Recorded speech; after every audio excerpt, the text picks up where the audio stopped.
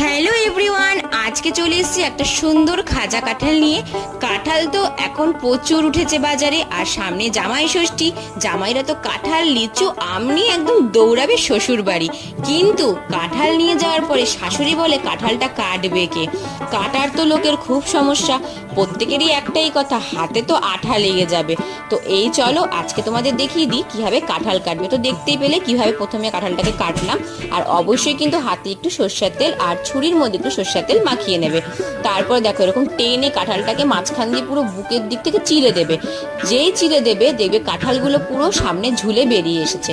এরপরে একটুখানি খোঁচা দিলেই কাঁঠালগুলো বেরিয়ে আসবে। তো কেমন লাগলো কাঁঠাল খোলার আইডিয়াটা অবশ্যই কিন্তু বলবে, আর লাইক করতে ভুলবে না, আর সাবস্ক্রাইব করে পাশে থাকবে। এরপরে এগুলোকে তোমরা কোনো পশু বা ডাস্টবিনে ফেলে দিয়ে শর্ট আউট করে দিতে পারো।